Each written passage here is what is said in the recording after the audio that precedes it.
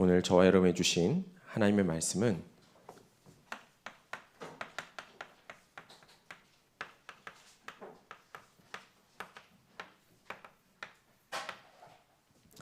자신을 점검하라입니다. 하나님은 누구시냐?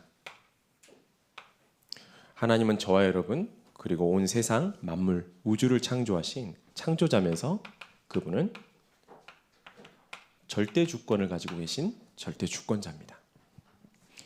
역대상 29장 11절 12절에 보니까 여호와여 위대하심과 권능과 영광과 승리와 위엄이 다 주께 속하였사오니 천지에 있는 것이 다 주의 것이로소이다. 내가 가지고 있는 것 같지만 내 게 아니에요. 하나님 겁니다. 나한테 없는 것 같지만 없는 게 아닙니다. 전부 하나님 겁니다. 여호와여 주권도 주께 속하였사오니 주는 높으사 만물의 머리이심이니이다. 부와 귀가 주께로 말미암고 또 주는 만물의 주제가 되사 손에 권세와 능력이 있사오니 모든 사람을 크게 하심과 강하게 하심이 주의 손에 있나이다. 이게 우리의 신앙 발판 첫 번째이자 하나님은 우리의 창조자이자 절대 주권을 갖고 계세요. 두 번째로 하나님은 바로 절대 언약을 저와 여러분에게 주십니다. 이 절대 언약은요, 아무도 줄 수 없고 누구도 줄 수 없는 겁니다. 오직 하나님만 주실 수 있는 거예요. 왜입니까? 창세기 3장에 빠진 인간에게 다른 것은 아무것도 답이 될 수 없습니다. 오직 절대 언약. 창세기 3장 15절에 여자의 후손이 와서 뱀의 머리를 상하게 할 것이라고 했어요. 우리 인간의 이건요, 답 중에 답이고 오직의 답이고 절대 답입니다. 이거 외에는 없어요. 하나님만 주실 수 있는 거예요. 그래서 창세기 12장 1절에 본토 친척 아버지의 집을 떠나라 라고 하신 거예요. 그리고요, 내가 내게 지시할 땅으로 가라. 하나님만 주실 수 있다니까요. 절대 언약. 그리고 꼭 기억해야 됩니다. 하나님은 당신의 절대 목표를 가지고 있고 이 목표를 지금도 이루어가고 계세요. 그래서 착각하지 마셔야 될 게 혹시 가정 문제가 왔습니까? 아닙니다. 요셉에게 온 가정 문제는 애굽을 복음화하러 가는 하나님의 절대 목표 속에 있었던 겁니다. 국가에 엄청난 위기가 왔습니다. 아닙니다. 모세에게는요, 애굽과 가나안을 복음화하는 하나님의 절대 목표가 이루어지는 시간표였어요. 교회에 문제가 있습니까? 아니요. 사무엘에게는 블레셋과 이스라엘을 복음화시키는 하나님의 절대 목표가 이루어지는 겁니다. 정확하게 보셔야 돼요. 사회 문제, 나갔더니 인간관계 문제, 많은 문제가 있을 수 있는데 아니었어요. 다윗은 근동의 전 지역을 완전히 복음화하는 하나님의 응답을 받았죠. 죽음의 문제가 올 수도 있습니다. 포로로 갔던 많은 렘넌트들이 오히려 그걸 통해 바벨론과 아수르와 바사를 복음화하는 그런 응답을 누렸죠. 초대교회가 많은 핍박을 받았습니다. 아니요, 하나님은 로마 복음화, 시대 복음화하는 절대 목표를 이루신 겁니다.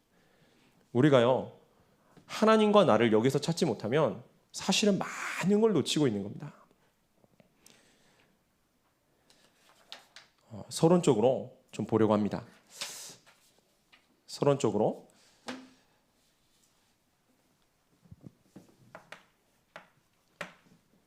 우리가요, 당연한 거,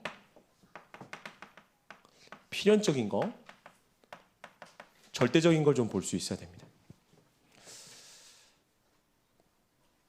그게 뭐냐면요, 그게 바로 각인과 뿌리와 체질입니다. 예를 들어 나에게 가난이 왔다, 아니면 질병이 왔다, 아니면 여러 가지 문제가 왔다. 요걸 두고요, 당연한 것, 필연적인 것, 절대적인 것을 찾아야 됩니다. 그게 바로 각인뿌리 체질이에요. 각인이 뭡니까? 그 오리들이요, 이 새로 태어났는데 이 오리들이요, 처음 본 대상을 자기의 어미로 각인된다고 합니다. 그래서요, 어떤 오리가요, 오리를 연구하는 학자 뒤를 쫄쫄쫄쫄 쫓아다니는 그런 사진을 본 적도 있어요. 자기 어미인 줄 알고. 왜요? 태어나자마자 먼저 그 사람이 자기의 어미로 이렇게 각인돼 버린 겁니다. 그만큼 각인이 중요해요.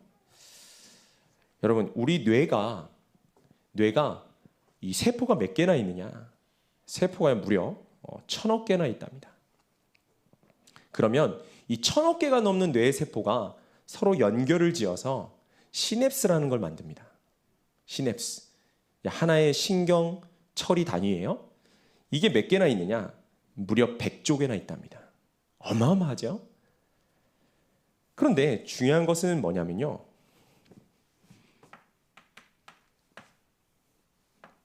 이 뇌에 뭐가 각인됐냐는 거예요. 대개가 상처가 각인돼 버렸어요. 먼저 누구나 어려움이 있죠. 문제는 뭐냐면 이 어려움이 딱 각인돼 버리는 거예요. 보이지 않게 살아가면서 많은 크고 작은 문제 만납니다. 이게 각인된다니까요. 자, 근데 이 뇌는 뭐하고 관련이 있죠? 여기다가 쓰겠습니다. 이 뇌는 반드시 영적 세계와 통하죠. 영적 세계는 두 개로 나뉘겠죠? 과연 성령이냐 아니면 악령이냐. 문제는 이 악령 사단이 준 게 각인된다 이 말입니다.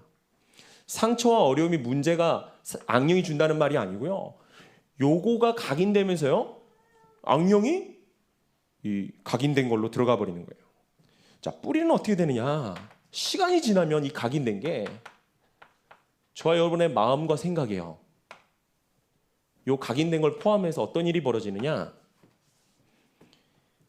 나도 모르게 뭔가 집착하기 시작합니다. 심해지면 중독이 되죠. 반대로 일어나는데 똑같은 겁니다. 그게 뭐냐? 분열입니다. 하나님이 주신 것으로 우리가 집중할 수 있어야 되고, 하나님이 주신 것에 뿌리가 내려져야 되는데 이렇게 되면 나도 모르게. 자, 사단이 어떻게 하겠습니까? 그 다음 세 번째는 이걸 포함해서 어떻게 되느냐? 이제 우리의 육체입니다. 여기에서요, 보이지 않게 많은 병이 옵니다. 모든 병이 이거냐? 그렇게 말할 수는 없지만 당연, 필연, 절대가 온 건 확실해요. 하나님의 절대 주권 속에 있는 겁니다만은 우리가 정확하게 먼저 진단하고 볼 수는 있어야 되겠죠. 잠깐 오는 가난이 아니고요, 계속해서 무능 속에서 오는 찌든 가난이 있습니다. 해결할 수가 없어요. 그리고 어떻게 됩니까? 잠깐 젊을 때 실패하는 거 말고요, 인생이 완전히 실패 속이에요. 이게 장난 같은 얘기입니까? 지금 성경이, 하나님이, 복음이 하는 얘기가 우리에게 그렇게 가볍고 그냥 듣고 넘어가도 되는 얘기입니까? 한 번뿐인 우리의 인생을 과연 정말로 어떻게 살아야 되느냐라는 답이 나오는 거예요. 각인된 건 전부 어떻게 됩니까? 무조건 응답되는 거예요. 뿌리 내린 건 전부 어떻게 됩니까? 이게 바로 열매 맺습니다. 체질은요, 이대로 살아가게 되는 거예요. 예를 들어 우울증이 왜 옵니까? 보세요. 나도 모르게 상처, 어려운 문제 속에서 뭔가 각인돼 버렸습니다. 요게 이제 집을 짓기 시작하는 거예요. 내 마음과 생각에. 요게 집을 짓기 시작하니까 나중에 어떻게 됩니까? 요게 드러나는 게 이거예요. 우울증, 조울증, 공황증. 저번에 우리 중직자 5강 영상 같이 안 봤습니까? 존 내쉬라고 하는요, 노벨 경제학상을 받은 수재가 있었어요. 22살에 세계에서 제일 좋은 대학교를 이미 박사를 받았고요. 아주 젊은 나이부터 수학의 천재 중에 천재였습니다. 이 사람이 일평생을 뭐에 시달렸죠? 환청환상 계속 시달리는 거예요. 옆에서요, 아무도 도움 줄 수 없어요. 그런 사람 가득 찼습니다, 지금. 그때 연예인들 나와서 고백하는 거 다 들으셨죠? 공황장애 기본이에요. 이제. 우울증 기본입니다. 왜요? 전부 이렇게 되어 있다니까. 보이지 않게 사단이 악령이 인간을요. 어떻게 하고 있는지 보세요. 여러분 인생을 50년, 70년, 100년 살았다고 인생을 아는 게 아닙니다. 이걸 모르면 인생을 아는 게 아니에요. 요한복음 10장 10절 보세요. 이 세상에 누가 있죠? 도둑질하는 도둑이 있다니. 죽이고 멸망시키는 이 세력이 있습니다. 이것도 모르는데 어떻게 인생을 압니까? 이거한테 그렇게 당하고도 몰라요. 우리 교회를 하나님이 지체로 부르시고 우리 교회에 어쨌든 이 어마어마한 복음을 우리 담임 목사님으로 비롯해서 계속해서 듣게 하셨다. 여러분 인생을요. 진짜 수백, 수천, 수만 번을 바꾸고 남는 이 복음을 우리가 아무 능력도 없고 아무 가치도 없고 아무것도 아니라는 거에 증인되면 안 돼요. 그렇죠? 우리가 부족은 할 수 있고 끝까지 아무것도 없을 수도 있지만 그렇다고 해도 우리가 이 복음을 거꾸로 바꿔버리면 안 되는 것입니다. 본론으로 들어가서 첫 번째는요. 우리 자신을 좀 점검할 때 버릴 것이 있습니다. 뭘 버려야 되느냐? 버릴 것을 갖고 있으면 안 되겠죠? 우리의 불신앙을 버려야 돼요. 불신앙을 간단하게 말하면 뭡니까? 영을 선택하지 않고 육을 선택하는 거예요. 또는 영을 갖다가 버리고 육을 갖다가 취하는 겁니다. 모든 영적인 것들을 육으로 바꿔버리는 겁니다. 지금도 얼마나 많은 사람들이 심지어 성도 신자까지도 영을 갖다가 다 갖다 버려버리고 육을 선택합니까? 싹 불신앙이에요. 창세기 3장 내 생각, 창세기 6장 내 이익, 창세기 11장 내 성공, 이것 때문이라면 교회 필요 없잖아요. 그렇죠? 교회가 있어야 될 이유가 뭡니까? 이걸 만족시켜 주라는 거 아닙니까? 지금 앞으로 교회들이 더 어떻게 되겠습니까? 반드시 양극화될 겁니다. 큰 교회들은 큰 교회대로, 작은 교회들은 점점 더 무너지겠죠. 그래서 하나님이 창세기 12장 1절에 뭐라고 하신 겁니까? 너는 본토 친척 아버지 집을 떠나라 라고 하신 거예요. 악은 모양이라도 버리라 하신 거예요. 창세기 3장 6장 11장 갖고 있으면 어떻게 됩니까? 사단의 노예 밥 돼버립니다. 사단이 갖고 놉니다. 싹 갖다 버리는 거예요.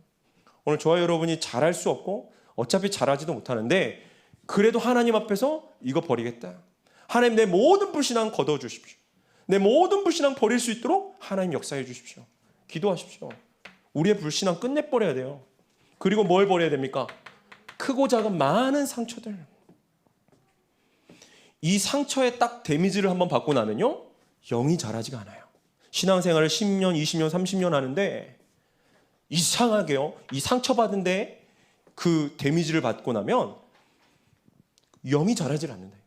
어느 부분은 애 같아요. 전혀 자라지 않아가지고 오로지 요거에 묶여있는 거죠. 이제 요셉이요. 가정에서 또 노예로 팔려가면서 죄수로 있으면서 많은 상처 받았을 수 있습니다. 그런데요. 요 상처에 걸리지 않은 거예요. 어쩌면 상처 내버린 겁니다. 이스라엘이 출애굽을 하고요. 광야를 지나서 가나안으로 들어갑니다. 그럼 누가 가나안에 들어갔습니까? 하나님의 계획이 뭡니까? 나온 지 2년 만에 가나안에 정탐꾼을 보냅니다. 12지파를 대표해서 12명 보내요. 여호수아 갈렙만 하나님 예비했습니다. 갑시다 하고요. 10명이 뭐라 하느냐? 그들은 거인입니다. 성은 어마어마합니다. 우리는 메뚜기 같습니다. 가면 우린 다 죽습니다. 하나님은요 38년을 더 유예시켜버려요. 왜요? 그들에게 지금 되어 있는 게 뭐냐? 여기에 묶여있는 애굽 상처, 광야 상처 된 게 없어요. 될 수가 없어요. 저와 여러분이 하나님께 뭐 달라 하기 전에 요거 내버려야 됩니다. 상처 가득 들어있으면 안 돼요. 가나안을 갔습니다. 가나안 갔는데도요 이게 해결이 안 돼요.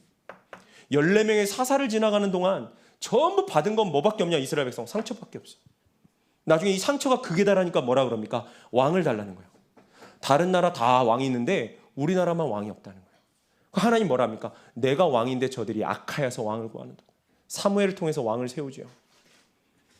여러분 상처받으면 안 됩니다. 또 상처를 받았다 할지라도 싹 내버리세요. 버린 걸로 끝나는 게 아니라 우린 뒤에 게 있기 때문에요. 그리고 내버릴 게 또 뭡니까? 예틀을 내버리라고 우리 원단에 주셨습니다. 예틀이 뭐였습니까? 세상적 중심, 육신적 중심 내버리세요. 목사님, 그거 내버리면 뭐만 남습니까? 예, 그거 내버리기 전까지는 하나님의 진짜 것을 하나님 주실 수 없고 받을 수 없어요. 저도 모르는데요. 왜요? 세상 중심, 육신 중심으로 되어 있는 자에게 하나님께 가치 있어 보이겠습니까? 하나님 따진다니까요. 왜 이런 걸 내게 주십니까? 내 주위에 있는 혹시 가족 아니면 성도, 사람들이 부족해 보이죠. 아무것도 아닌 것 같아 보이죠. 때로는 막 질투와 시기가 납니까? 싹 내버리셔야 돼요. 그게 벌써 마귀에게 뭐 뒤집어 씌인 거예요. 왜 그런지 압니까? 하나님은요, 그게 가장 좋은 내게 응답으로 주셨다는 걸 우리가 발견해야 돼요. 하나님 가장 좋은 걸로 내게 이미 그걸 주신 겁니다. 내 옆에 있는 아내, 내 옆에 있는 남편이 이렇게 저렇게 바뀌면 좋겠지요. 하나님 나에게 가장 좋은 걸 주신 거예요. 세상적 중심, 육신적 중심일 때는 보이지가 않죠. 그리고 뭘 또 예틀이라고 하셨습니까? 12가지 문제예요. 지금 계속 그 얘기하는 겁니다. 12가지 문제 누가 준 거죠? 사탄이 준 거예요. 사탄이 12가지 문제로 인간을 완전히 노예 포로 속국 만들었어요. 함정 올무 틀에 가둬버렸어요. 인간은 스스로 빠져나올 수가 없습니다. 그래서 하나님이 그리스도 보내신 거예요. 제가 헬스장에 저 앞에 다닐 때 어떤 분을 만났어요. 이분이 대학 교수예요. 자기는 교수인데 저는 그때 전도사였거든요. 그러니까 자기는 저를 보고 도사라고 부르겠대요. 그러니까 도사님은 저를 교주님이라고 부르세요 이러더라고요. 그래서 도사와 교주가 만났어요.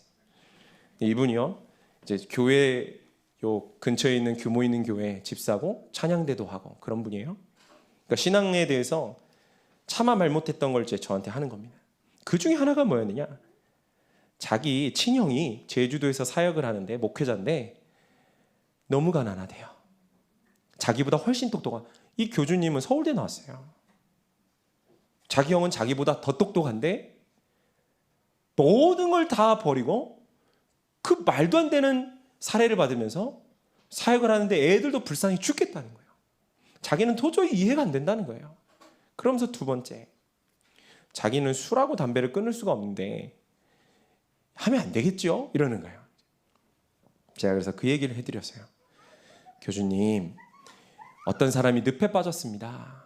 그런데 그 빠진 사람 보고 오른발부터 빠졌냐 왼발부터 빠졌냐 답이 됩니까? 그 사람 보고 네 힘으로 나와라 답이 됩니까? 빠져서 조금 있으면 빠져들어가 죽을 사람에게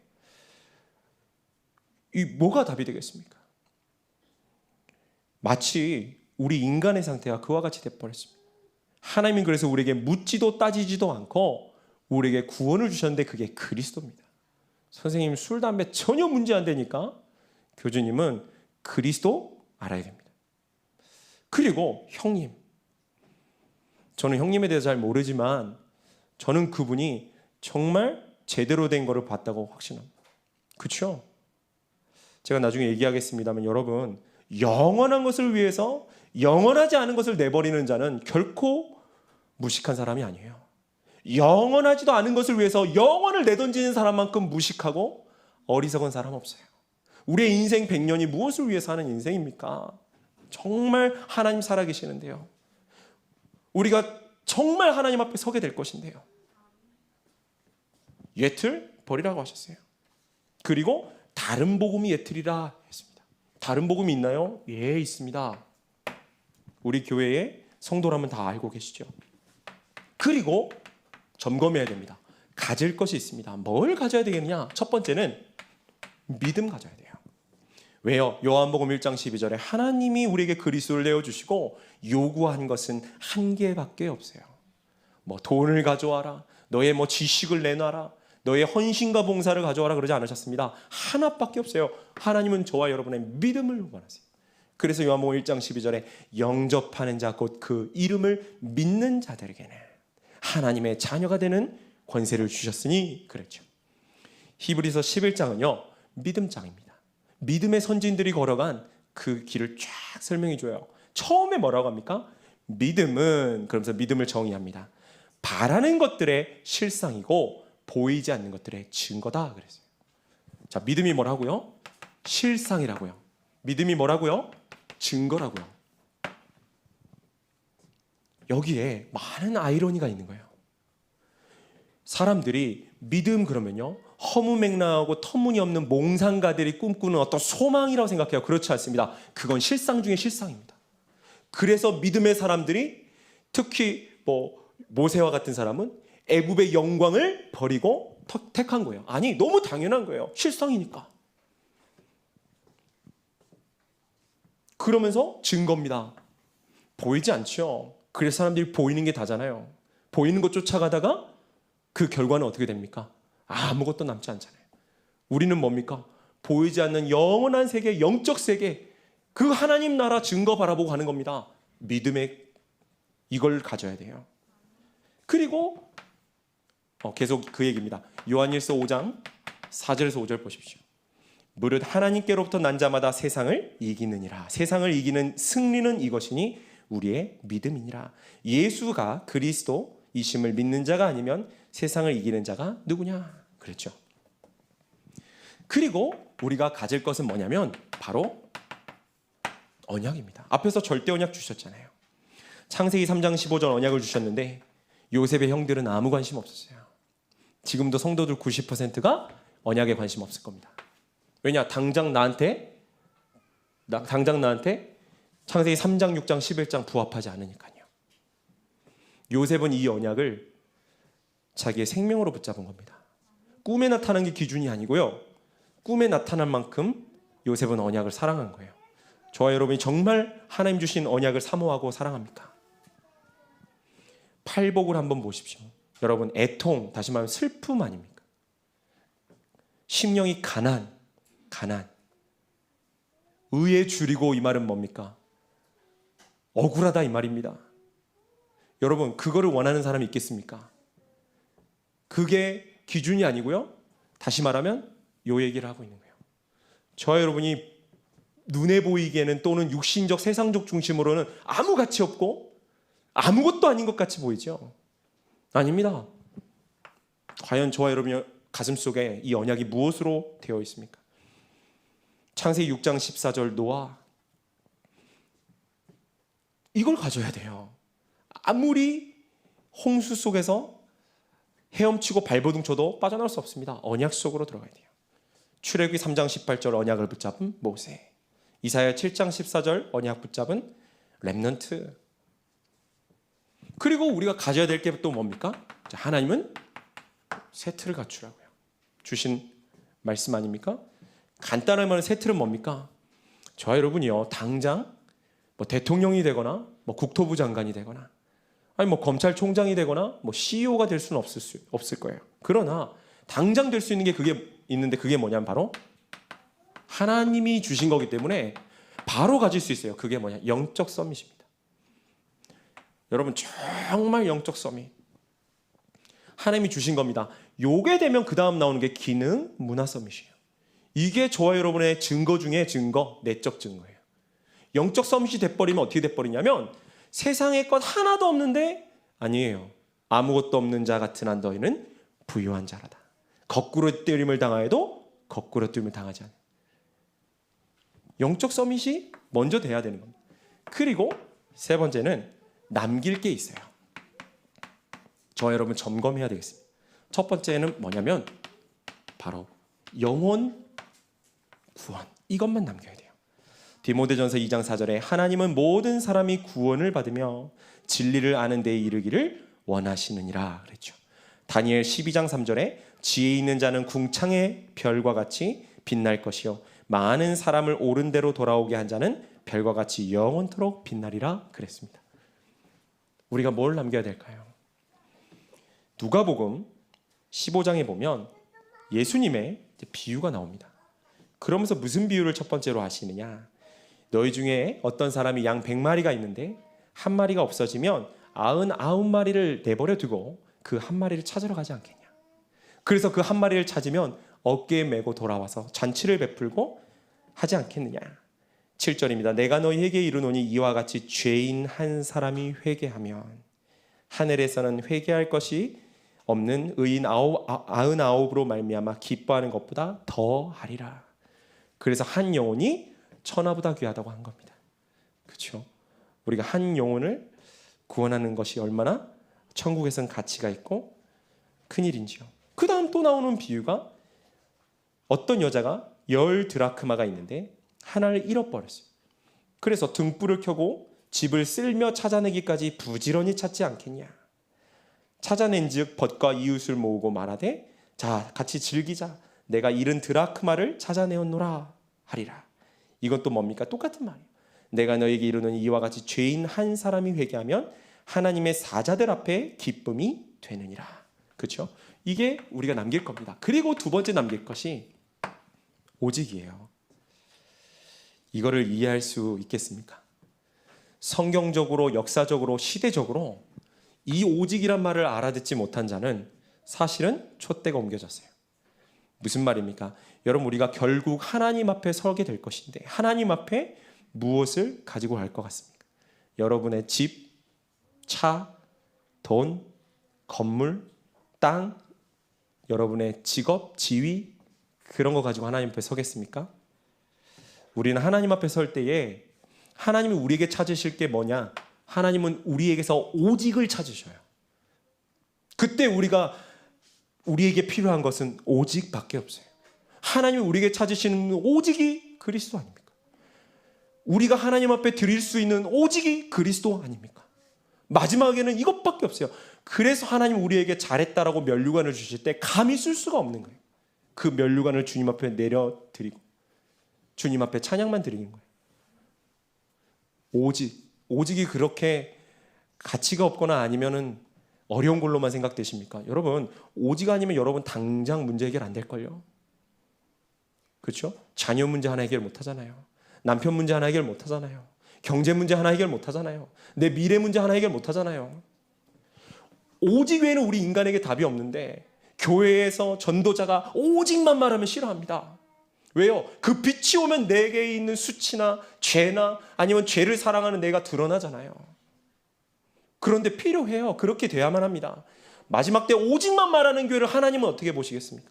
사람들이 다 싫어버려도 우리 교회만큼은 오직하겠다고 우리 담임 목사님 기치를 드신 거예요. 그래서 하나님 지금까지 여러분들 제자로 남겨놓으신 거예요. 여러분 한 분 한 분 얼마나 가치 있는 분들이냐? 오직 중에 오직으로 남겨주신 분. 목사님 저는 별거 아닌데요.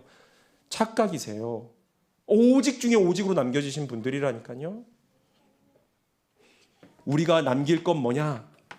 그래서 주님은 끝까지 큰 교회를 만들려고 그러지 아니하시고 아버지, 아들, 성령의 이름으로 너는 제자 삼아라 그러셨어요. 제자가 누굽니까? 제자는 내 말이 너희 속에 거하면 너희가 나의 참 제자가 되고, 그래서 계속해서 오직 그리스도, 오직 복음, 오직 하나님 나라 얘기하고 있는 거예요. 왜냐? 그것이 들어간 자가 제자니까요. 로마서 16장의 제자는 누구였습니까? 보호자, 동역자, 식주인. 보호자는 누구죠? 저는 정말로요, 목사님이 저희들을 돌봐 주시는 줄 알았어요. 또 그렇게 이해하기 쉽죠. 그게 아니더라. 성경에 목회자를 누가 돕죠? 중직자와 제자들이 보호하는 거예요. 왜요? 흠이 많고 부족하고 연약하니까요. 목회자가 오로지 복음 전도 기도 전무할 수 있도록 완전히 보호하는 거예요. 동역자는 뭡니까? 혼자 할 수가 없어요. 아무리 슈퍼맨이 나타나도 이 일은 절대 혼자 할 수 없어요. 하나님 계획 뜻 아닙니다. 그래서 브리스가 아굴라처럼요, 바울과 생업을 같이 하면서 생명 건 제자, 동역자가 필요합니다. 식주인은요, 전도자, 교역자, 사람입니다. 인간입니다.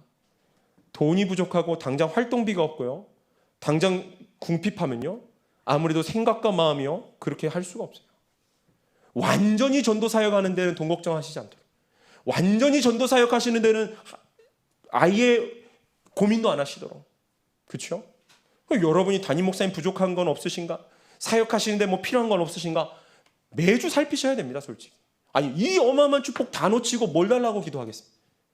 뭐 달라고 기도하는 게 틀렸다는 말은 아닙니다. 그러나 제일 중요한 거는 기도하지 않고 다른 거 기도하는 건 하나님 원하시지 않겠죠. 결론입니다. 질문을 좀 드리려고 합니다. 내 영혼은 정말로 평안한가? 두 번째 질문은 나는 정말 참된 소망과 참 진리 속에 살고 있는지, 아니면 헛된 허상 속에 살고 있는지요.